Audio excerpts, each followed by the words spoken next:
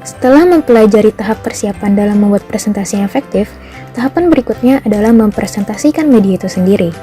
Tahap paling penting dalam presentasi ialah pengaturan dan penyampaian pada saat presentasi.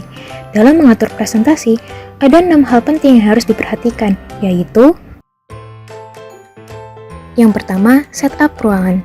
Pastikan ruangan yang akan digunakan dapat membuat semua penonton mendengar dan melihat ketika presentasi berlangsung. Kedua, suhu ruangan. Pastikan suhu ruangan tersebut nyaman, tidak terlalu hangat dan tidak terlalu dingin. Suhu ruangan dapat mempengaruhi fokus audiens dalam memperhatikan presentasi. Yang ketiga, pencahayaan ruangan.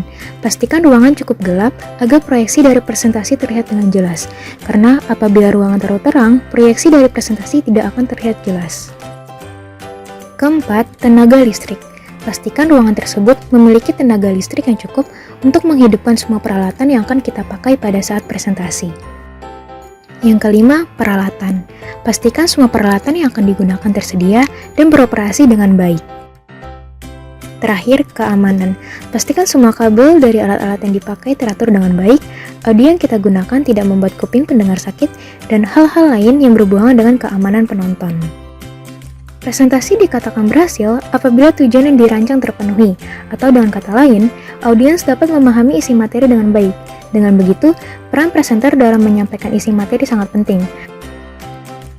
Dalam menyampaikan isi materi saat presentasi, ada beberapa hal yang harus kita perhatikan. Yang pertama, berpakaian nyaman dan sopan. Kedua, berbicara dengan jelas. Ketiga, menjadi antusias dan menggunakan bahasa tubuh yang positif. Keempat, hindari gerakan-gerakan yang tidak perlu, seperti melihat jam tangan atau memainkan rambut. Yang kelima, jika menggunakan proyektor, berdirilah di samping kiri layar agar tidak menghalangi penonton dalam melihat presentasi. Keenam, hindari menghalangi penglihatan penonton terhadap layar.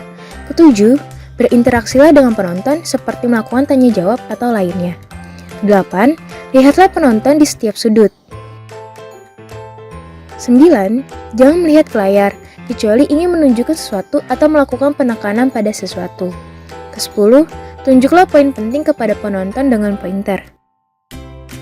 Yang terakhir, berikan waktu yang cukup untuk penonton melihat dan memahami visual. Terakhir adalah evaluasi. Suatu ide yang bagus bila kita ingin mengevaluasi presentasi yang kita lakukan. Evaluasi ini akan membuat kita tahu apa yang penonton rasakan. Idealnya, evaluasi dilakukan oleh orang yang mempunyai pengetahuan di bidang tersebut. Tetapi kita juga bisa melakukan evaluasi dengan memberikan selembaran form penilaian kepada penonton.